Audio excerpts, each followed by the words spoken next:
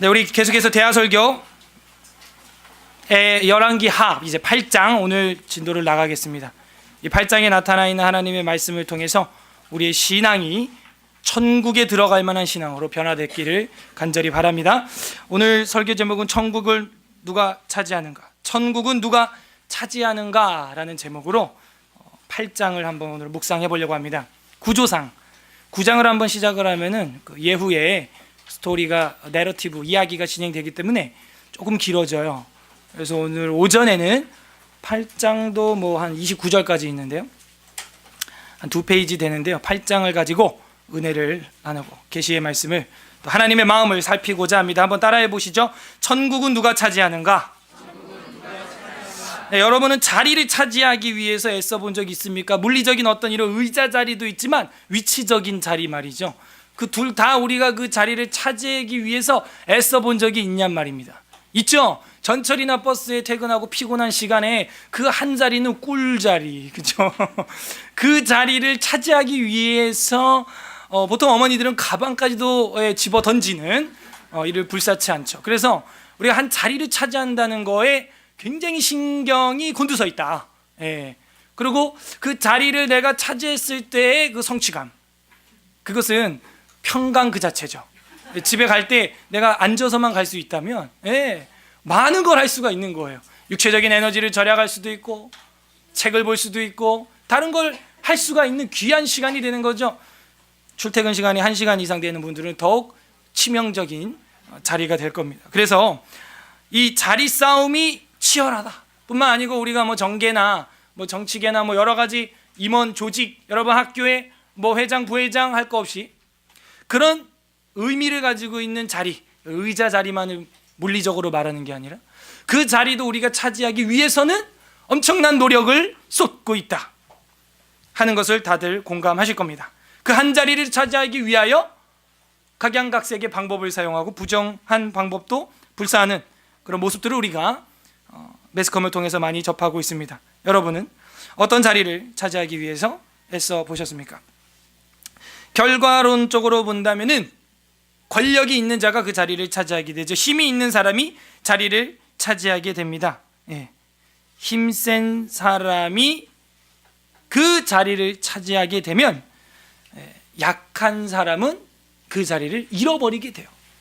그게 세상 논리예요. 그런데 오늘 이제 본문을 보면요, 힘센 사람 차지하고 싶은 자리 그냥 다 차지하게 내버려 두세요. 내버려 두세요. 그러면 마지막에 약자가 그 힘센 자의 자리를 차지하게 된답니다. 힘센 사람들은 그 자리 차지하느라고 서로 싸우느라 모든 에너지와 시간을 다 인생을 낭비합니다. 약자는 그냥 가만히 있으면 돼요. 구경만 하면 됩니다. 힘센 사람들이 다 싸우고 지쳐 떨어져 나가면 약자는 이제 그 빈자리에 나가서 앉으면 되는 것이죠. 그런 지혜가 우리에게 있기를 바랍니다. 그래서 이 천국은 누가 차지하는가라는 제목을 제가 생각하면서, 그 천국은 조금 더 쉬운 말로 부르면 왕궁인데 왕이 사는 곳이죠. 하늘 왕궁입니다. 그래서 이 말을 다시 풀으면 하늘 왕궁은 누가 차지하는가, 뭐 이런 제목을 달아도 크게 틀리지 않습니다. 왜냐하면 오늘 이 8장에 역시 그 왕조들이 바뀌는 이야기가 하반절에 계속 나오고, 여기 이스라엘 유다 왕들은 전부 그 왕궁을 독차지하기 위하여 혈안이 돼 있고, 그 왕궁을 어떻게 하면 자기가 집권할 것인가에 아주 잔꾀를 다 활용하는 그런 모습을 볼 수 있어요. 결국 왕궁 쟁탈전인데, 우리는 이 땅에 보이는 물리적인 왕궁을 넘어서 정말 저 천국, 저 하늘의 왕궁을 어떻게 차지할 것인가, 그리고 오늘 본문에 나오는 그런 여러 왕과 왕비가 나오는데, 그들이 어떤 힘을 다해서 왕궁을 차지하려고 하는지 보면서 우리는 어떤 자세로, 얼마만큼의 간절함으로 하늘 왕궁을 침노해야 하는가, 차지해야 하는가, 노력해야 하는가, 그렇게 하나님의 말씀을 살펴보고자 합니다. 일단 구조가 이 8장 같은 경우는 정말 잘 큐티를 안 하는 그 장 중에 하나입니다. 열왕기하 8장을 역시 내용이 낯설어서 저도 좀 파악하는데 시간이 좀 걸렸어요. 우리가 방금 읽었던 8장 1절부터 6절까지의 이야기는 왕과 여인의 이야기, 단락이 됩니다. 그래서 왕과 여인의 이야기가 1절부터 6절까지 진행이 되고, 그 다음에 7절부터 15절까지 이게 한 묶음으로 되어 있죠. 그래서 7절부터 15절까지는 역시 왕 이야기인데, 어디 왕 이야기냐면 아람 왕 이야기가 됩니다. 그래서 아람 왕궁 이야기가 나와요. 그 다음에 16절부터 끝까지 저는 보고 싶은데 29절까지가 역시 또 왕과 여인의 이야기, 이렇게 돼 있어요. 그래서 좀 간단하게 저는 하고 싶은 욕심이 크기 때문에 이렇게 잘라버리겠습니다. 그래서 앞뒤로 보니까 왕과 여인의 이야기가 있고 샌드위치예요. 그리고 사이에 아람 왕궁의 이야기가 껴있어요. 이스라엘, 유다도 아니고, 제가 이스라엘 그러면 북쪽인 줄 아시고 유다면 남쪽인 줄 아세요.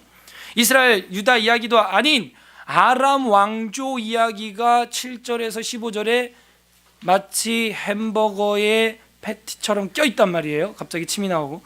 그래서 이 8장이 보여주는 그 하나님의 마음이 무엇이냐, 우리가 한번 살펴봐야겠습니다.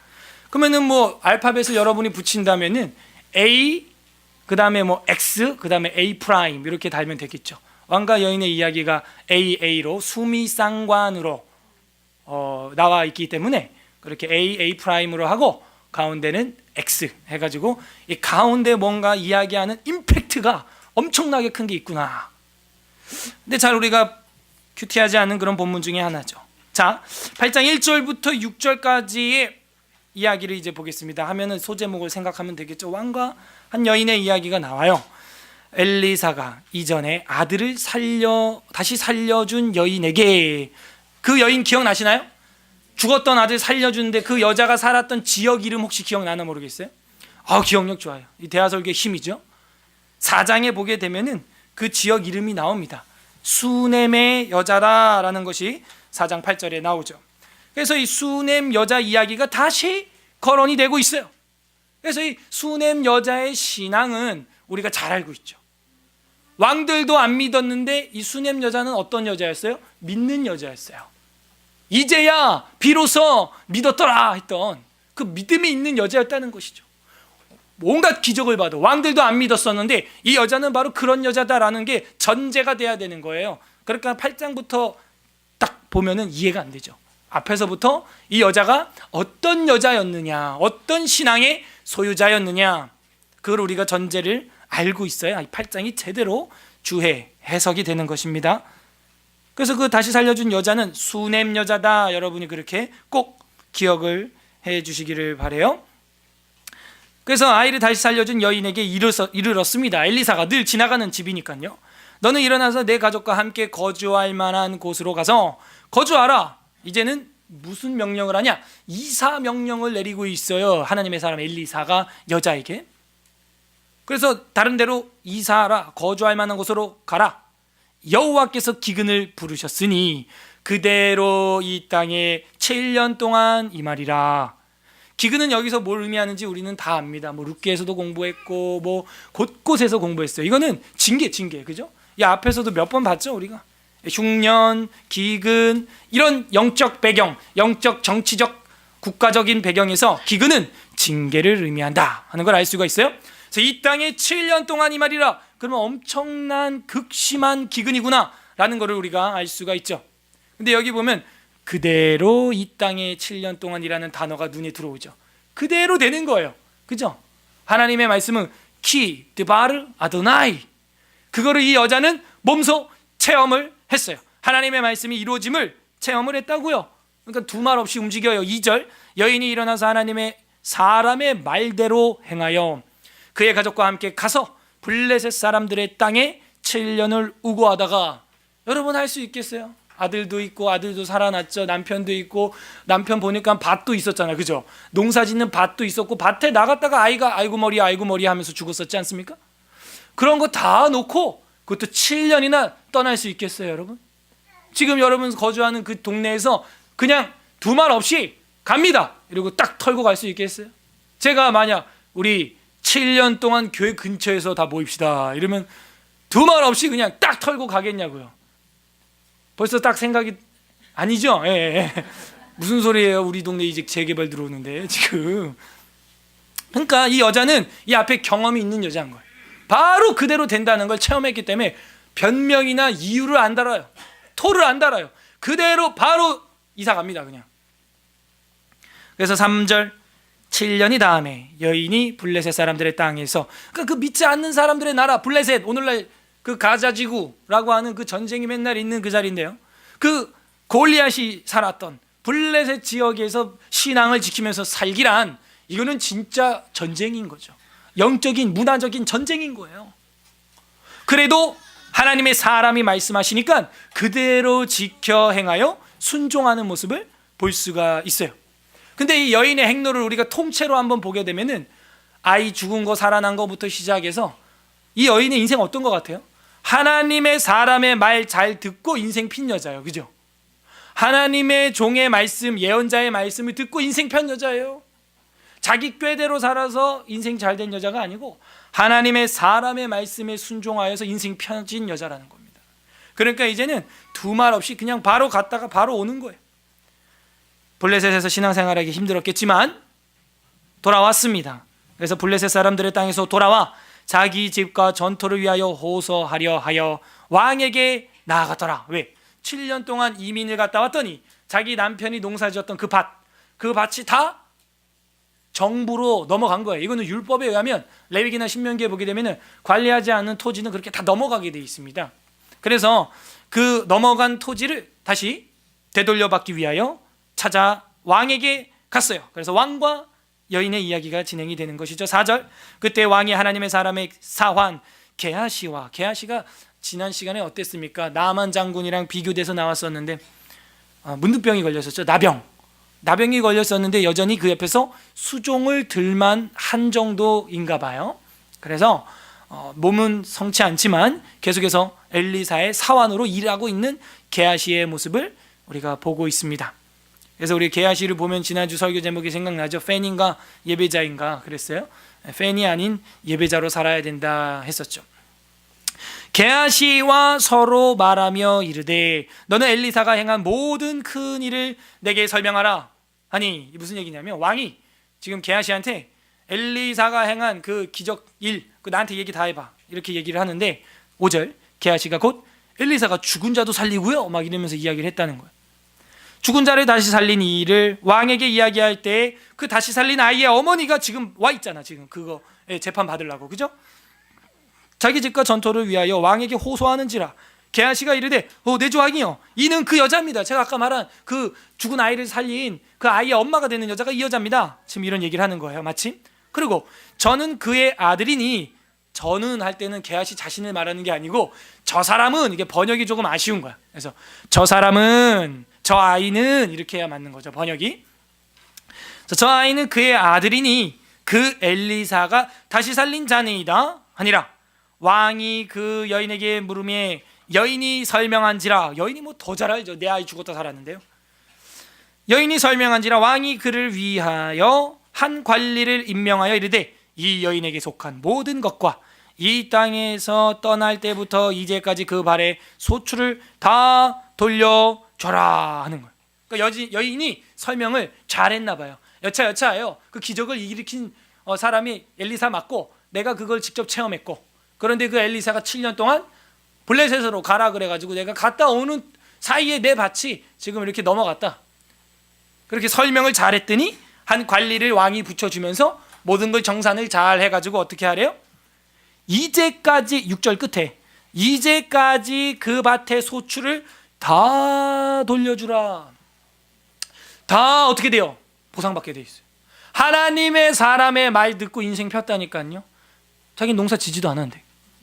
그러니까는 하나님 말씀 듣고 하나님의 종의 말을 듣고 잘 행보를 결정했더니 결과론적으로 이런 복을 받은 거예요. 7년 기근도 피하고 밭도 되찾고 농사도 안 짓고 소출도 되찾고 그런 복을 받게 된 것이다 라는 거 우리가 볼 수가 있어요. 그 전에 말할 수 없는 순종이 선행, 동반되어야 한다 하는 것입니다. 이게 왕과 한 여자의 이야기예요. 저는 이 수넴 여자의 이름이 나오지 않는 것에 대해서 한편으로는 의아스럽지만도 그래도 감사합니다. 왜냐하면 그 수넴이라고 하는 지역이 바로 그 여자의 성격을 대표해주고 있기 때문이죠. 수넴이라고 하는 단어는 어원이 슈니라고 하는 히브리어에서 왔는데, 이 슈니라고 하는 히브리어는 안식, 가라앉다, 가라앉아있는, 앉은 뭐 이런 의미를 가지고 있어요. 그래서 조용히, 차분히, 조용하게 앉아있는, 가라앉히는. 왜? 우리 물이 뭔가 이제 차를 탔거나 이랬을 때 뭐 생강차다 그러면 이제 앙금이 가라앉은 것처럼 차분히 가라앉은 그런 의미가 바로 이 쉬니라는 단어이고, 거기서 복수가 된 거예요. M자가 붙으면 히브리어는 복수라 그랬죠. 영어는 S고 히브리어는 M자가 붙으면 복수예요. 수넴 이렇게 됐죠. 그러니까 뭐가 되는 거예요? 안식처들 뭐 이런 식으로 되는 거죠. 가라앉은 것들 뭐 이렇게 표현이 되는데, 이거를 좀 표현을 제대로 하면 두 안식처, 더블 레스팅 플레이스가 돼요. 그래서 쉴 게 많다 이런 얘기죠. 두 안식처, 그게 수넴이라고 하는 뜻이에요. 수넴. 그래서 그 지역의 특징을 우리가 살펴볼 수 있죠. 조용한 마을, 차분한 마을, 가라앉아 있는 마을, 이런 뜻을 가지고 있어요. 이 여자의 신앙이 어때요? 그런 것 같아요. 두말 안 해요. 따지지 않아요. 뭐 이유를 대지 않습니다. 그냥 어떻게? 가라앉은 마음으로 조용하게 순종해서 안식처를 행해가는 거예요. 가난한 자의 마음, 겸손한 마음, 낮은 마음, 그거를 갖고 있을 때 그 안식처들을 누리게 되는 것이죠. 그걸 우리가 여기서 큐티할 줄 알아야 돼. 근데 쉽지 않죠. 성도들이 혼자 큐티하기는. 어쨌든 이 여자의 지역은 8장에 나오지 않지만 우리가 알고 있기 때문에 이 여자의 신앙을 보면서 우리가 이런 은혜를 받는 길, 바로 하나님의 사람의 통해서 말씀하시는 하나님의 말씀 앞에 우리가 조용히 차분한 마음으로 순종할 때 안식처 하나를 누리는 정도가 아니라 더블 레스팅 플레이스, 안식처들을 가는 곳마다 누리게 되는구나. 블레셋도 안식처였고 이스라엘도 안식처였고, 그죠? 네. 이 여인은 가는 곳마다 안식처였어요. 그 어디나 하늘나라였다 하는 것입니다. 갑자기 이런 이야기가 나오다가 7절에 아람 왕조 이야기가 생뚱맞게 껴있고 등장을 한다는 거예요. 7절부터 15절까지 내용을 요약하면 무슨 내용이냐면 아람 왕조가 바뀌는 이야기입니다. 현재 왕이 누굽니까? 7절에 보면 엘리사가 다메섹에 갔을 때 아람 왕 벤하닷이 병들었더니, 아람 왕이 누구라고요? 벤하닷. 그 이름 기억해 두시고, 이 사람이 왕 이름입니다. 지금 벤하닷이 왕인데 병이 걸렸답니다. 그래서 왕에게 들리기를 이르되 하나님의 사람이 여기 이르렀나이다 하니, 8절 왕이 하사엘에게 이르되, 하사엘은 사환 신하입니다. 신하. 하사엘에게 이르되 너는 손에 예물을 가지고 가서 하나님의 사람을 맞이하고 내가 이 병에서 살아나겠는지 그를 통하여 여호와께 물으라 하는 거예요. 그래도 왕년에 나만 장군이나 이런 사람들의 그 신앙의 소리가 아직은 남아있나 봐요. 아람 사람의 왕도 이스라엘 하나님께 한번 여쭤보고 싶은 마음이 은근히 생겼나 봅니다. 그래서 하사엘이 종이 말이죠, 벤하닷의 생사 여부에 대하여 묻기 위하여 예물을 또 엄청나게 가지고 갑니다. 저번에도 나아만 장군이 예물 엄청나게 가져갔죠. 금만 해도 뭐 거의 한 30억이 넘는 그 시가, 그 정도의 금을 싸들고 갔었죠. 그래서 9절에 보면 하사엘이 그를 맞으러 갈새 다메섹의 모든 좋은 물품으로 예물을 삼아가지고 낙타 40마리에 싣고, 와, 무슨 예물을 얼마나 실어 가길래? 나아가서 그의 앞에 서서 이르되 당신의 아들 아람 왕 벤하닷이 나를 당신에게 보내 이르되 나의 이 병이 낫겠나이까 하더이다 하니, 10절 엘리사가 이르되 너는 가서 그에게 말하기를 왕이 반드시 나으리라 하라. 오, 기쁜 소식이네요. 그죠? 흉한 이야기가 아니고 길한 예언을 해줬습니다. 그러나 여호와께서 그가 반드시 죽으리라고 내게 알게 하셨느니라. 이건 뭔 소리요? 아니, 병이 날 건데 왜 죽냐 이거예요. 그 이유가 있어요. 11절 하나님의 사람이 그가 부끄러워하기까지 그의 얼굴을 쏘아보다가 우니, 얼굴을 많이 보다가 하고 우는 거예요. 얼마나 민망해, 그죠? 그래서 이 하사엘이 당황합니다. 12절 하사엘이 이르되 내 주님 어찌하여 우시나이까 하는지라 대답하되 네가 이스라엘 자손에게 행할 모든 악을 내가 알미라. 보인다 보여. 네가 그들의 성에 불을 지르며 장정을 칼로 죽이고 어린아이를 맺히며 임산부의 배를 갈라버린다는 거예요. 네가 그 짓을 할 놈이야. 나는 신하인데, 나는 종인데 지금, 그지? 지금 하사엘이 왔잖아요. 벤하닷 왕이 온 게 아니고. 그러니까 13절 하사엘이 이르되 아니 당신의 개 같은 종이 무엇이기에 이런 큰 일을 행하로이까? 난 그냥 동네 똥개 같은 사람인데 나 같은 사람이 어떻게 그런 큰 일을 행합니까? 말이 안 됩니다. 하더라. 엘리사가 대답하되 여호와께서 네가 아람 왕이 될 것을 내게 알게 하셨느니라 하더라. 이거 원래 엘리야가 그 도망가서 산에서 받았던 사명이거든요. 기억나십니까? 뭐 불 가운데도 뭐 지진 가운데도 태풍 가운데도 하나님 음성이 없었고 세미한 음성으로 엘리사한테 하나님 말씀하실 때 엘리야에게 말씀하실 때 엘리사를 세우고 아람 왕조 바뀌고 예후를 일으켜서 이스라엘 왕조 엎어라고 세 개의 사명을 줬었거든요. 그게 지금 이제 이루어지는 예언을 지금 보여주고 있어요. 14절에 그가 엘리사를 떠나가서 그의 주인에게 나아가니 왕이 그에게 묻되 엘리사가 내게 무슨 말을 하더냐 하니 대답하되 그가 내게 이르기를 왕이 반드시 살아나시리이다 하더라. 이 얘기만 하는 거야. 살아날 건데, 병에선 살아날 건데 나중에 죽을 것이다, 이 얘기는 안 하는 거야. 이 예언을 합쳐보면 누가 죽일 거니까, 그죠? 하사엘 자기가 죽이게 된다는 그 뭐 죽은 개 같은 그냥 뭐 이런 사람이라고 말은 그렇게 했지만 속에 그게 꿈틀거리는 거야. 왜? 자기가 넘버 2니까, 넘버 2 신하니까. 그래가지고 그 좋은 얘기만 하는 거예요. 당신 병에서 반드시 나을 것입니다 하더이다 하더라. 15절 그 이튿날에 하사엘이 이불을 물에 적시어 왕의 얼굴에 덮음에 왕이 죽은지라 그가 대신하여 왕이 되니라.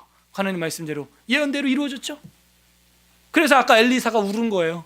그리고 이 베나닷이 죽은 다음에 이 하사엘이 신하가 왕이 돼가지고 폭군 정치를 펼쳐나간다는 걸 미리 본 것이죠. 그래서 눈물을 흘린 것, 어린 아이들을 맺히고 아이벤 여자를 배를 갈라버리고 그런 불을 지르고 막 환란이 이 하사엘이라고 하는 신하를 통해서 올 것을 엘리사는 본 것입니다. 자, 그리고 나서 갑자기 또 이제 16절에부터 마지막 절까지는 또 왕과 한 여인의 이야기가 등장을 하게 됩니다. 일단 아람 왕의 이야기 우리가 살펴봤는데요. 뭘 보여주고 있습니까? 왕궁 쟁탈전, 왕궁을 쟁취하기 위한 수단과 방법을 가리지 않는 세상 사람들의 욕망, 탐욕을 우리가 엿봤어요. 이렇게 왕궁을 독차지하기 위해서는 자기가 섬겼던 주인까지도 죽일 만큼, 죽이는 역할을, 암살하는 일을 불사할 만큼 사모하는 마음이 세상 사람들 마음속에 다 있다 하는 걸 보여주고 있습니다. 저는 여기서 문제 삼는 건 뭐냐면 우리가 천국을 향하여 차지하고자 하는 마음이 이만큼 강력한가, 그거를 생각해야 한다는 거예요. 자, 우리 16절부터 또 왕과 여인의 이야기가 나오는데 여기서는 왕이 좀 많이 바뀌어요. 여인은 잘 안 바뀌는데 말이죠. 16절에 보게 되면 이스라엘 왕 아합의 아들 요람. 자, 여기부터 이제 머리가 아프기 시작합니다. 잘 보셔야 돼요. 이스라엘 왕은 북쪽입니다. 아합의 아들 요람 제5년에 라고 나와 있는데 이 요람은 1장에서 말하던 여호람이랑 똑같은 사람인데 음역을 여호람, 요람 똑같은 걸 이렇게 다르게 한 거예요. 동일인입니다. 동일인이에요. 그런데 이 여기서 왜 요람이라고 쓰냐면 제가 추측컨대 이 뒤에 보면 남쪽 왕 여호람이 또 나와요. 그러니까 이게 구별이 안 되는 거예요. 잘. 그래서 요람과 여호람을 구별한 거 아니냐, 이제 이렇게 보는 학자들이 있어요. 그래서 16절을 다시 보겠습니다. 북쪽 이스라엘 왕 아합의 아들 여호람, 요람 제5년에 여호사밧이 유다는 남쪽이죠. 유다의 왕이었을 때 유다의 왕 여호사밧의 아들 누구? 여호람. 이게 동명이자 동명이인이 되는 거예요. 여기서는 이제 동명이인. 여호람이 왕이 되었느니라. 한마디로 남쪽도 북쪽도 다 여호람이라는 거예요. 요람이라는 거예요.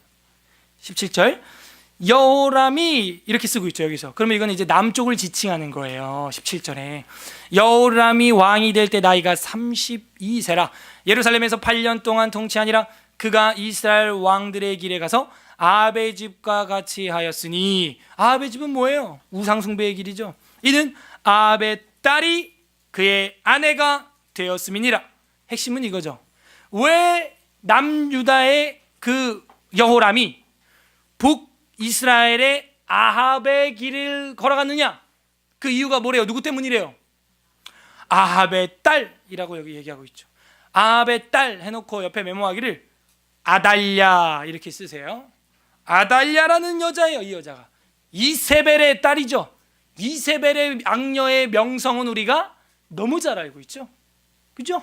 아합을 전쟁터에 내보내서 죽일 만큼 이세벨의 명성은 우리가 자자하게 알고 있는데, 그 딸 아달랴가 북쪽에 있지 않고, 이세벨, 아합, 아달랴는 원래 북쪽 사람인데 이 아달랴를 어떻게 했다는 거예요? 남쪽으로 시집을 보내서 사둔 폐하지간이 되었다는 거예요. 지금 이해하셨죠? 이렇게 좀 이 집안 사정이 좀 복잡하니까 잘 이제 이해를 하셔야 돼요. 이세벨 아합의 딸 아달랴를 남쪽으로 지금 보내가지고 결혼을 시켰더니 그 남쪽 왕도 북이스라엘의 왕들의 길을 걸어갔다는 거예요. 이게 누구 작전이겠냐고요? 이게 바로 악녀 이세벨의 작전이죠. 뭐예요? 남북을 통째로 먹어버리겠다, 이런 음모가 지금 여기 내포되어 있는 거죠. 그리고 그 악녀 아달랴는 그대로 그 악녀 엄마 이세벨을 닮았습니다. 그래서 그 아합의 딸이 그의 아내가 되었느니라. 그가 여호와 보시기에 악을 행하였으나 하나님이 긍휼을 베푸는 이유는 19절이에요. 여호와께서 그의 종 다윗을 위하여 유다 멸하기를 즐겨하지 아니하셨으니. 왜 멸하지 않았느냐? 이는 그와 그의 자손에게 항상 등불을 주겠다고 말씀하셨음이었더라. 거기 밑줄이 쳐 있나요 혹시? 19절? 그렇죠, 당연히 쳐 있어야죠. 안 쳐 있으면 결석자. 이게 쳐 있는데 이게 뭐냐면 다윗 언약이에요. 다윗 언약. 하나님이 다윗과 언약을 한 거, 그것 때문에 이 악녀가 판을 쳐도 지금 잠시 기다리고 있는 거예요. 그거를 뒤집어 엎지 못해요, 하나님이 지금. 이렇게 하나님은 신실하게 언약을 지키는데, 반면 이 유다 왕은 어떻게 하고 있어요? 북쪽의 여자를 맞이하면서 우상의 길을 가고 언약을 불신실하게 깨트리고 있는 모습을 보고 있습니다. 그래서 항상 등불을 주시겠다고 말씀하셨던 그 언약, 그걸 하나님이 지키려면 북이스라엘을 멸망시켜도 남유다는 멸망시키면 안 되는 거죠. 둘 다 멸망시키면 어떻게 항상 등불이 있겠어요? 여러분, 어떻게 항상 등불이 있겠어요? 꺼지죠. 항상 등불을 영구적으로는 누구로 주셨냐? 다윗의 자손인 예수 그리스도를 통해서 또 주셔야 되거든요. 그러려면 천상이 남유다 왕조를 통해서 예수님이 태어나셔야 되거든. 그러니까 남유다를 끊을 수 없는 거예요, 하나님. 자, 이런 하나님의 신실하심과 사랑을 우리가 눈여겨볼 수 있어요. 20절부터도 계속해서 그 왕과 여인의 이야기라고 저는 같은 맥락으로 보고 싶습니다. 20절 보시면 여호람 때에 에돔이 유다의 손에서 배반하여 자기 위에 왕을 세운 거로 여호람이 모든 병거를 거느리고 사일로 나아갔더니 밤에 일어나 자기를 에워싼 에돔 사람과 그 병거의 장관들을 치니 이에 백성이 도망하여 각각 그들의 장막으로 돌아갔더라. 이와 같이 에돔이 유다의 수하에 배반하였더니 오늘까지 이렇게 하였으며 그때에 림나도 배반하였더라. 이거 봐요. 이스라엘 길 따라갔더니 남유다도 이제 어떻게 돼요? 하나하나 배도해서 떠나가는 거예요. 우리 북이스라엘 봤죠? 모압이 양털 바치다가 옷이 날개가 됩니다. 기억나세요? 그 양털 바치다가 그 배반하고 막 싸움이 나고. 그러니까 이런 것들이 지금 뭘 보여주냐면 하나님의 채찍이에요. 채찍. 에돔도 배신하고 림나도 배반하고 남유다를 떠나가는 거예요. 다 사람들이. 23절 여호람이 남은 사적과 그 행한 모든 일은 유다 왕 역대지략에 기록되지 아니하느냐? 여호람이 그의 조상들과 함께 잠에 죽었어요. 그의 조상들과 함께 다윗성에서 장사되고 그의 아들 누구? 아하시아가 대신하여 왕이 되니라. 이 아하시아는 남쪽 유다 왕을 이야기합니다. 북쪽에 그 똥파리 신 섬겼던 아하시아가 아니에요. 그 똥파리 신 섬겼던 아하시아는 진작에 1장에서 죽었고요. 예, 역시 동명이인이에요. 자, 25절 이스라엘의 왕 아합의 아들 요람, 북쪽이죠? 북쪽 이야기죠? 남유다의 여호람은 죽었고 북쪽의 요람을 이야기합니다. 제12년에 유다왕 여호람의 아들 아하시아가 왕이 되니, 아하시아가 왕이 될 때 나이가 22세라. 예루살렘에서 1년을 통치하니라. 그의 어머니의 이름은 누구? 맞죠? 그래서 제가 아까 이 여자에 대해서 이름을 쓰라고 했었죠. 어디였습니까? 18절에 아합의 딸, 그의 아내, 그게 바로 여기 26절에 나오는 아하시아한테는 어머니가 되는 여자가 되는 것이죠. 정확하죠? 그러니까 아달랴라 하고 나오는 거예요. 이스라엘 왕 오므리의 손녀더라. 오므리 그 다음 아합 이렇게 나가지 않습니까? 그러니까 아합의 딸이 아달랴니까 오므리의 손녀가 맞죠? 자, 이제 족보 이야기 이거에 대해서는 제가 족보 저번에 나눠드렸잖아요, 그죠? 그거 잘 보세요. 그리고 집에 가셔서 복습도 좀 잘 하시길 바랍니다. 오늘 처음 나오시거나 족보를 못 받은 분들은 이게 뭐 여호람이 뭐 오므리가 오므라이스인지 뭐 다 헷갈릴 거예요. 근데 이제 그 족보를 갖고 있으면 알 거예요. 다시 27절 아하시아가 아합의 집 길로 행하여. 그러니까 아하시아는 제가 퀴즈, 남쪽의 왕이에요, 북쪽의 왕이에요 지금? 그렇죠. 네, 좋습니다. 아하시아가 아합의 집 길로 행하여 아합의 집과 같이 여호와 보시기에 악을 행하였으니. 그러니까 이 아합이 얼마나 악을 크게 행했던지 그 악이 지금 남북으로 전파되고 있는 거예요. 이거에 대해서는 우리가 살펴봤었고 역시 여러분 체크가 돼 있을 겁니다. 아합의 집이라고 하는 죄악의 대명사로 쓰이는 용법, 아합의 집. 결국에는 그래서 27절 끝에 보면 그는 아합의 집의 사위가 되었음이러라. 그래서 이 아하시아가 그 아합의 집의 사위가 되었다, 되었다라는 걸 제가 말씀드렸죠. 28절에 보게 되면은 그가 아합의 아들 요람과 함께 길르알 라못으로 가서 아람 왕 하사엘과 더불어 싸우더니, 하사엘은 아까 그 자기 벤하닷 왕을 암살해서 이불로 질식사시켰던 사람을 말합니다. 하사엘과 더불어 싸우더니 아람 사람들이 요람에게 부상을 입힌지라. 부상을 입힐 정도가 아니에요. 이제 일은 점점 커집니다. 왜? 아까 엘리사가 보고 울었죠. 그런 끔찍한 일들이 이제 벌어지거든요. 지금 그 시동이 걸리고 있잖아요. 아람 사람들이 요람에게 부상을 입혔다고요. 아람 사람들이 요람은 남쪽이에요, 지금 북쪽이에요? 이거 봐, 또 이제 갈린다니까. 요람 북쪽 왕에게 부상을 입혔다고요. 지금 그 아합의 길을 퍼뜨리는 그 북쪽 나라 말이죠. 그래서 부상을 당했으면 어떻게 해야 돼요? 정신 차려야죠. 왜? 자기 할아버지도 그렇게, 아버지도 그렇게 죽었잖아요. 자기 아버지도 그렇게 전쟁터 나갔다가 화살 맞아 죽었잖아요. 그러면 전쟁에서의 부상이 뭘 의미해야 하는지 빨리 깨달아야 되는데, 부상을 입고도 이 전쟁을 종결시키지 않아요. 그게 미련한 요람입니다. 결국에는 우리가 다음 주에 보겠지만은 죽어요. 전장터에서 죽습니다. 그래서 부상을 입고 회개하는 게 아니라 뭐 하고 있느냐? 29절 다 같이 읽어보겠습니다. 29절 시작. 요람 왕이 아람 왕 하사엘과 싸울 때 라마에서 아람 사람에게 당한 부상을 치료하려 하여 이스라엘로 돌아왔더라.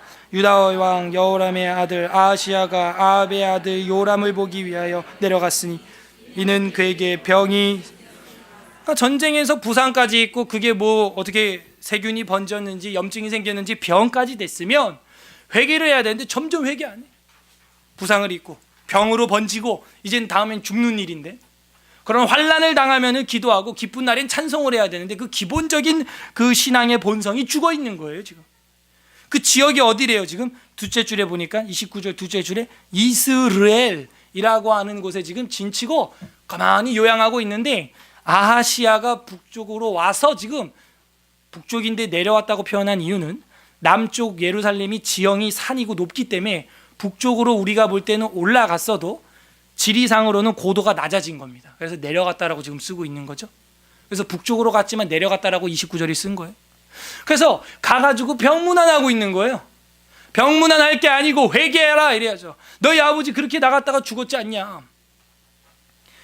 그런 얘기를 해야 되는데 지금 둘 다 아합의 길을 따라가느라 정신이 없어요.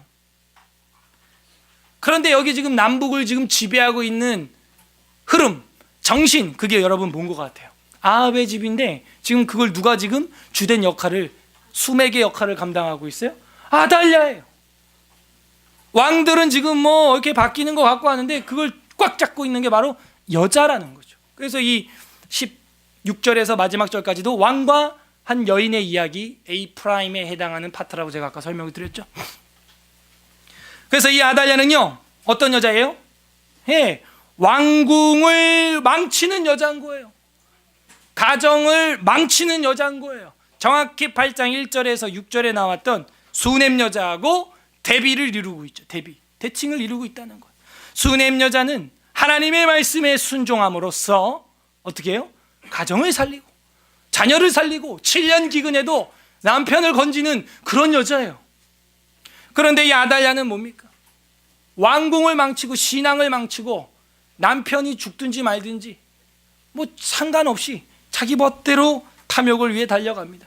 다음 주에 보겠지만 이 아달랴는 완전 마녀로 바뀌어요. 진짜 마녀로 바뀌어가지고 지가 왕이 되려고 자기 손주 아들들을 70명 정도 되는데 다 죽여버려요. 자기 손주를 죽이는 할망구가 세상에 어디 있어요. 그게 이 아달랴, 홍콩 할매 같은 여자예요. 진짜 꿈에 나올까봐 무서운 여자인데, 가끔 애들이 자다가 경기를 일으키는 거는 이런 할머니가 꿈에 나왔기 때문인 겁니다. 그래가지고 이 아달랴가 이런 무서운 여자인데 지금 잘 안 보이죠. 다음 주에 우리가 보게 될 겁니다. 여러분, 아달랴라고 하는 뜻은 주님의 고민거리다라는 뜻이에요. 이름이 참, 이름도 근심, 고민 뭐 이런 거예요. 심각했나 봐. 아무튼 주님의 근심, 주님의 고민, 주님의 괴로움. Afflicted of the Lord라고 이제 돼 있는데, 그래서 이 하나님의 그 고민이 되는 여자인 거예요. 아무튼 얘가 태어날 때 이세벨의 딸이었는데 뭔가 그 집에 고민이었나 봐요. 아합도 그렇고 이세벨도 이 여자가 태어나가지고 뭐 이랬다든지, 아니면 그 집은 지금 아들이 중요하거든요. 정권을 이게 뻗어 나가려면 이런 게 태어나가지고 했는데 뭐 이렇게 악하게 또 써먹는 거예요. 아달랴라고 하는 이름, 하나님의 고민거리, 괴로움거리. 수넴 여자는 뭐라 그랬어요? 안식이 되는 여자예요. 안식처들을 누리는 여자예요. 극과 극을 이루고 있다는 겁니다. 하나님은 어디를 향해 갈까요? 겸손히 낮은 곳을 향하십니다. 낮은 곳에 있어야 위로부터 흘러내려오는 물을 마실 수 있게 되는 거예요. 내가 최정상이고 내가 최고봉에 서 있으면 내려올 게 없죠. 물은 역류하지 않습니다. 내가 낮은 곳에 가라앉아 있으면, 내가 조용하게 쉬니, 수넴 낮아져 있으면 은혜는 위로부터 그 신앙의 중력이 흐르는 곳으로 떨어지게 돼 있는 거예요. 근데 이 아달랴는 계속해서 왕궁의 위로 정상을 향해 나가다 보니까 그 안식을 누리지 못합니다. 우리 주 예수 그리스도는 어땠나요? 마찬가지죠. 우리 주님이 갔던 길을 생각해 보세요. 낮은 자의 길이에요. 왕인 왕인데 백마를 타고 오령한 왕이 아니라 나귀 새끼를 탄 겸손한 왕이었다. 그래서 그분께는 세상의 생명이 풍성했죠. 하늘의 생명이 풍성했고, 그 길을 따라가는 제자들에게도 그 생명을, 그 신앙의 중력을 따라 아래로 내려줄 수가 있는 겁니다. 저는요, 오늘 보면서 두 여자를 봅니다. 이 마지막에 봤던 악한 여자 먼저 우리가 평가를 하면은, 오늘날 말로 하면은 판무파탈이라고 들어봤어요. 그런 여자예요, 이 여자는. 판무파탈, 이게 원래 프랑스어에서 이제 유래됐는데 우리나라 말로는 적당한 번역이 없어서 그냥 판무파탈이라고 하고 요부라고 합니다. 아주 요상한 아내라는 뜻이죠. 자기에게 있는 어떤 외적 내적 어떤 그 매력을 활용하려, 그게 성적인 매력일 수도 있고 언변일 수도 있고 뭐 다양한데, 그런 매력을 활용하여 한 남자를 망쳐버리는 그런 악녀예요. 다른 말로 하면 악녀, 배드걸인 것이죠. 이 아달랴 보니까 저는 딱 그 생각이 났는데, 어느 정도냐? 영적인 판무파탈이야. 하나님으로부터 완전히 이혼하게 만들고 아합의 길, 우상의 길을 음란히 섬기게 만드는 영적인 판무파탈이죠. 악녀이죠. 그게 아달랴. 그리고 처음에 봤던 수넴 여자는 좀 요즘 용어로 정리를 해본다면 판무파탈의 반대어는 뭡니까? 했더니 우리 집사람이 오무파탈이요. 근데 그건 이제 남자 거고, 그건 남자를 이제 이야기하는 건데 뭐 반대일 수도 있죠. 근데 저도 모르겠더라고요. 몰라서 물어본 건데 더 모르게 됐고, 그래서 그건 아닌 것 같고, 그래서 수넴 여자를 남자로 만들 수는 없잖아요, 우리가. 그래서 이 찾아보니까는 그런 말 잘 없는데 한국말로도 없어요. 판무 프라길이라는 말이 있어요. 그래서 이 낮은 마음을 갖고 강한 이미지가 아닌 판무파탈과는 반대가 되는 약간은 병약하고 창백한 아름다움을 가져서 이상과 순수한 영혼을 추구하는 사람의 스타일이래요. 그래서 판무 프라질이라는 발음이 맞는데 사실 이제 그런 캐릭터가 있습니다. 근데 한국말로는 뭐 없어요. 보니까 뭐 판무파탈은 뭐 요부라는 말이 사전에 나오는데 이거는 뭐 없습니다. 그냥 현숙한 여자 내지는 뭐 현모양처 내지는 뭐 정숙한 여인 뭐 이렇게 표현할 수밖에 없어요. 그래서 저는 수넴 여자는 판무 프라질이라고 보고 이 아달랴는 판무 파탈이라는 거예요. 그 사이에 아람 왕의 왕권 교체 이야기가 들어있습니다. 우리가 하늘나라 왕궁을 차지하기 위하여 얼만큼 힘써야 되는가? 세상 사람도 자기 죄인을 죽일 만큼, 자기 남편과 아내, 아버지가 뭐 죽든지 말든지 상관없이 자기 몸을 던졌던 아달랴처럼 그렇게 왕권 쟁탈하기 위하여, 천하를 통일하기 위하여, 통일해서 하나님 섬기게 하는 것도 아니고 아합의 길, 여호람의 길, 우상숭배, 금송아지의 길을 가게 하려고 그 애를 쓰는데, 우리는 천국을 차지하기 위하여, 하늘 왕궁을 차지하기 위하여 목숨 걸고 내 인생을 던지고 있느냐? 누군가 이야기를 했어요. 어디선가 제가 책으로 봤습니다. 내가 죄를 짓고 탐심하고 어느 자리를 차지하기 위해서 애썼던 노력의 절반이라도 주께로 돌아가기 위해 사용한다면 우리의 삶은 거룩해질 것이다. 죄악을 짓기 위해서는 여러분 노력을 해야 되죠. 악을 짓기 위해서도 애를 써야 되는 거예요. 계획을 하고 꾀를 짜고 말이죠. 악을 그러면 행하지 않기 위해서는 어떻게 해야 됩니까? 더 애를 써야 되는 거예요. 더 나아가서 선을 행하기 위해서는 어떻게 해야 됩니까? 그거와 비길 수 없을 만큼의 더 큰 노력을 해야 되는 거예요. 여기에 우리는 십자가의 신학이 있다고 저는 봅니다. 바로 예수님이 어디까지 가요? 죽음까지 낮아지는 거예요. 죽음까지 신이 가라앉는 거예요. 십자가까지 가는 거예요. 누구를 위해서? 우리들에게 수넴을 주기 위해서, 안식처들을 주시기 위해서입니다. 그러나 우리의 모습은 어떻습니까? 예수 그리스도의 제자들, 주의 우편에 좌편에 높은 의정 좌의정에 앉혀 주시옵소서. 우리 교회에서 난 뭐가 되겠습니다, 하겠습니다, 갖겠습니다. 아직도 우리는 판무파탈의 길을 가고 있는 거예요. 남자는 오무파탈의 길을 가고 있는 거죠. 예수님은 반면 뭐라 그럽니까? 나는 섬김을 받으려 함이 아니라 도리어 섬기려 하고 내 목숨을 많은 사람에게 대속물로 주기 위해서 이 땅에 왔느니라 라고 말씀하고 있습니다. 마태복음 11장 29절에 보면 나는 마음이 온유하고 겸손하니, 교만하니가 아니에요. 나의 멍에를 메고 내게 배우라. 그리하면 너희 마음이 쉼을 얻으리니. 거기에 수넴이 있는 거예요. 우리 신약 성경 구절 또 한 4절 정도 한번 찾아볼 건데요. 마태복음 방금 봤으니까 계속해서 마태복음 좀 찾아보죠. 마태복음 11장 25절 한번 펼쳐보시죠. 이제 신약 성경 구절 몇 절 보고 기도하겠습니다.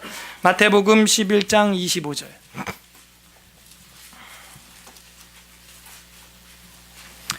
신약 성경 18페이지입니다. 11장 25절 다 같이 읽겠습니다. 시작.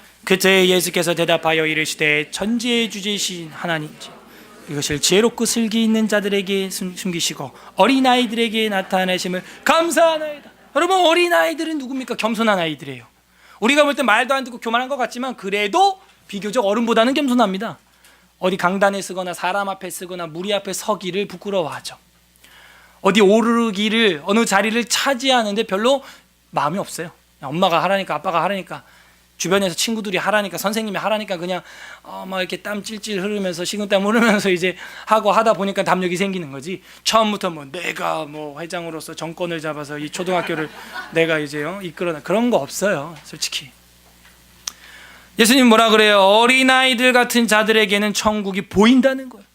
천국 왕궁, 그걸 차지할 수 있는 길은 바로 어린아이처럼 낮아지는 거라는 거예요. 쉰이 가라앉아야 된다는 거예요. 하나 더, 마태복음 18장 3절, 마태복음 18장 3절, 우리 18장 3절 하고 18장 4절, 두 절이네요. 18장 3절 4절 우리 같이 읽겠습니다. 시작. 예수께서 진실로 너희에게 이르노니 너희가 돌이켜 어린아이들과 같이 되지 아니하면 결단코 천국에 들어가지 못하리라. 그러므로 누구든지 이 어린아이와 같이 자기를 낮추는 사람이 천국에서 큰 자니라. 아멘. 예수님은 어린아이들이 오는 것을 말리는 제자들을 향하여 이렇게 얘기하는 거예요. 어린아이와 같이 낮은 자가 되어야 한다. 자기를 낮춰라. 그러면 천국에서 큰 자가 된다는 거예요. 그러니까 우리가 이 땅에서 큰 자리, 상석을 찾기 위해서 하사엘처럼 벤하닷을 뭐 이렇게 죽이고 아합이나 이세벨처럼 아달랴를 보내고 그런 거 안 해도 된다는 거예요. 그건 이 땅에서 왕이 되기 위해서 싸우는 싸움이에요. 우리는 하늘나라의 왕 같은 제사장인 줄로 믿습니다. 그러면은 어린아이처럼 돼야 돼요. 이 땅에서는 우리가 낮아 보이지만 결국 천국에 가면 그들을 어떻게 해주신대요? 큰 자니라 라는 거예요. 그들이 큰 자라는 역설이에요. 천국을 누가 차지합니까? 그들이 차지하는 거예요. 그럼 우리 모습을 이제 되돌아보세요. 나는 한 주간 천국을 지금 차지하는 행동을 한 건가? 아니면 세상을 차지하는 일만 한 것인가? 완벽한 역설인 거죠. 마지막 한 절 보겠습니다. 베드로 사도는 수제자였다고 하는데 뭐라고 말씀하나요? 베드로전서 5장 6절 보겠습니다. 신약성경 베드로전서 5장 6절, 신약성경 382페이지에 있습니다. 베드로전서 5장 6절입니다. 네, 5장 6절 382페이지 다 같이 읽겠습니다. 시작. 그러므로 하나님의 능하신 손 아래에서 겸손하라. 때가 되면 너희를 높이시리라. 아멘. 십자가 뒤에 부활의 영광이 있고 영생이 기다리는 거예요. 그러므로 하나님의 능하신 손 아래에서 겸손하라. 가라앉아 있으라는 거예요. 때가 되면 너희를 높이시리라. 그들이 큰 자니라 하는 것이죠. 제자였던 베드로 사도는 이거를 예수님 옆에서 배웠고 깨달았어요. 그러므로 우리도 이제는 천국을 차지하는 비결을 배운 것입니다. 바로 십자가 신학인 거예요. 그 길을 가면 이 땅에서는 찌꺼기 같은 사람일지도 모르지만, 버림받은 사람인 것처럼 보일지 모르지만, 천국에서는 큰 자가 되고 천국에서는 높아지는 하나님의 아들, 딸들이 될 줄로 믿습니다. 우리의 마음이 어디로 향해야겠습니까? 왕궁에 있어야겠습니까? 수넴에 있어야겠습니까? 우리가 지금 왕궁에 있다면 빨리 하나님의 사람 엘리사의 말을 듣고 블레셋으로 갔던 수넴 여자처럼 이제는 우리는 왕궁에서 짐을 싸고 수넴으로 향할 때인 거예요. 짐을 싸세요. 따라하세요. 왕궁에서 수넴으로 가자. 그렇게 향할 때 천국, 하늘 왕궁을 차지하게 되는 것입니다. 우리 서울에스라교회 모든 교우님들, 왕궁에서 일어나 수넴으로 향함으로 하늘 왕궁을 차지하는 은혜, 천국을 차지하는 은혜가 있기를 간절히 바랍니다. 어린아이에게는 세상의 것은 아무것도 아니에요. 한 예만 들죠. 예를 들라고 적어놨는데 제가 아까 넘어갔는데 지지난주에 가까운 친족 분께서 우리 한나가 예쁘다고 5만 원권 한 장을 한나에게 줬어요. 쟁탈전이 심하겠죠. 엄마 아빠가 아빠 갖고 있을게, 엄마 갖고 있을게. 절대 안 줘. 뭔지는 모르면서 안 줘. 너 안 나. 줘라, 엄마 줘라, 아빠 줘라. 막 안 줘. 안 나. 네가 뭘 안다고 그게 뭔지를 네가 알아 그걸? 그게 뭔 줄 알아? 쓸 줄 아나? 분명 모를 텐데. 근데 받았으니까 자기 거라는 거야. 자기 거라는 게 집에 왔습니다. 우린 다 잊어버렸어요. 근데 그걸 꼬깃꼬깃 갖고 있었던 거죠. 어딘가 주머니. 우리 뭐 바쁘죠. 집에 오면 또 뭐 애기 뭐 하고 뭐 이제 정리하고 씻고 준비하고 이러고 있는데 뭐 우리 한나가 취미가 요즘 생긴 게 뭐냐면 이제 그 색종이를 가위로 오리는 게 지금 취미예요. 그래서 여러분 요즘 다 그렇게 하고 있잖아요. 그죠? 애들이 딱 어느 집이나 똑같아. 그래서 거실에 보니까 뭐 열심히 또 막 하고 있어요. 그래서 뭐 하나 보지. 그리고 이제 막 하고 이제 나 뭐 했냐 보니까 상상이 되시죠? 세상에서 제일 비싼 색종이를 오리고 있었다. 색종이 색은 갈색. 그것도 나름대로 사임당 모양을 이렇게 오리더라고. 다행히 사임당 절반 나갈 때 제가 잡았죠. 저도 모르게 이거보다 더 큰 소리가 나왔어요. 와! 했더니 얘가 깜짝 놀라서 울더라고. 나도 울고 너도 울고. 근데 벌써 보니까 50000은 절단 났어. 벌써 떨어져 나갔고. 어린아이와 같이 아니하면 이 땅 왕궁엔 별로 개념이 없는, 별로 신경 안 써. 그러나 오늘도 집을 나가고 들어가며 하면서 하나님 사랑합니다는 하루에도 몇 번씩 하면서 그렇게 출입을 하는 순수한 모습을 볼 때 한편으로 아이가 훨씬 낫구나. 저보다 더 많이 보면. 저는 뭐 그렇게 크게 못 하거든요, 사실. 뭐 복도 떠나가라고, 아파트 그냥 복도 떠나가라고, 하나님 사랑합니다 이러고 나오는 거예요. 참. 그래서 우리의 마음이 왕궁에서 수냄으로 가고 어린아이와 같이 하늘 왕궁을 사모하는 우리 교우들 되기를 주님의 이름으로 간절히 바랍니다. 우리 지금 말씀을 생각하면서 같이 기도하겠습니다. 하나님, 우리 마음속에 어린아이와 같은 마음으로 믿음으로 신앙생활을 시작했었습니다. 대학생 때, 청년 때, 고등학교 때, 중학교 때 말이죠. 그런데 지금 어느덧 성인이 되고 장년이 되면서 중년을 지나 노년을 가면서 우리 마음속에는 세상 왕궁의 쉼을 위하여 혈안이 돼 있었던 모습들 주님 용서하여 주시옵소서. 이제는 이 땅 왕궁의 마음을 두는 것이 아니라 저 천국을 차지하기 위하여, 저 하늘 왕궁을 위하여 수냄으로 내려가는 우리가 되게 하여 주시옵소서. 그렇게 회개하는 기도와 결심하는 기도했으면 좋겠고요. 마지막으로 우리 마음속에 정말 순수한 어린아이와 같은 맑은 영을 허락해 주시고, 주님이 가라는 곳으로 갔던 수냄 여자처럼 하나님의 말씀이 명하는 곳에 우리가 움직임으로 블레셋이든 수냄이든 어디든지 간에 천국의 안식을 누리는 우리가 되게 하여 주시옵소서. 우리 회개와 결단의 기도, 말씀을 생각하시면서 기도하겠습니다. 기도합니다. 하나님 아버지 감사드립니다. 우리에게 어린아이